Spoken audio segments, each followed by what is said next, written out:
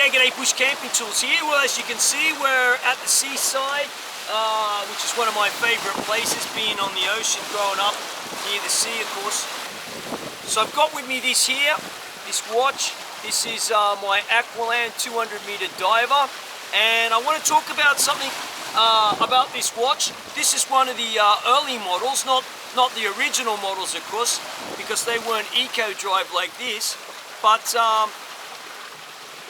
you know, they've just released another Aqualand, and I noticed that the reset buttons on them, they're now, instead of comprising of one button as such, as two parts to it, because you've got an unlocking thing around a pusher, and then so you have to unlock that to push it to reset the thing. This one you just have to unlock it.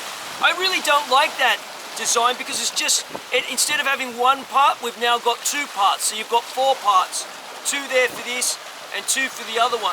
Also, it's just another part to get sand and material in. When you're diving, the water here right now is quite clear.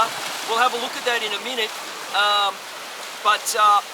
You know, I just think that was an unnecessary, you know, not a good design feature on there, rather.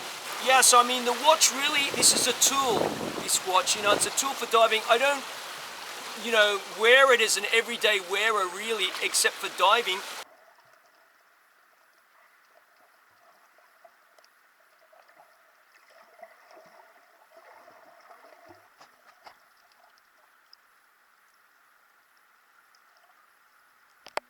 Well, I want to tell you, here we have two dive watches, dive watch number one, dive watch number two.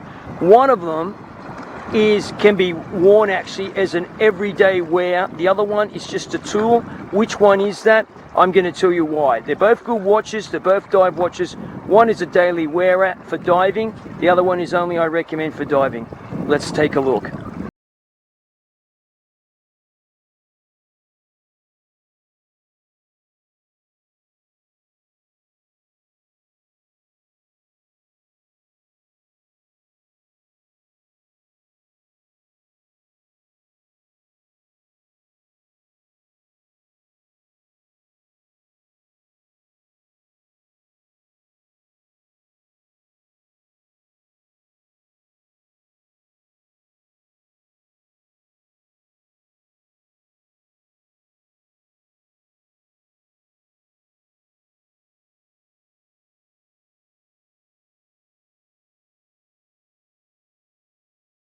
This watch here, this is another dive watch. This is the 300 meter saturation diver.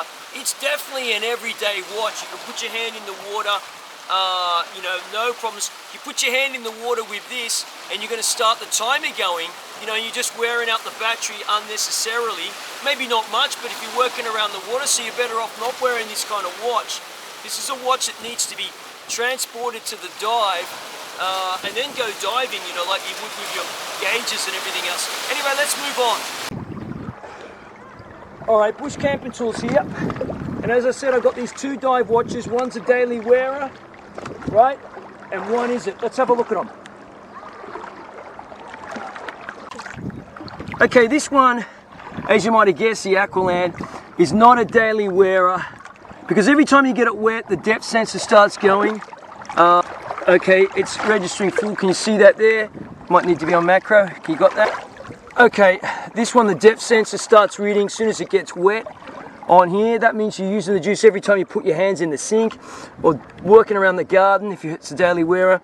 The other thing too is, there's, you know, these buttons here, as I said before, right, this is the earlier model, which is not the latest, and it's really good because you don't have two parts on here, right, for things to get clogged. The new ones, you unscrew a locking thing and then you can push the buttons to reset it.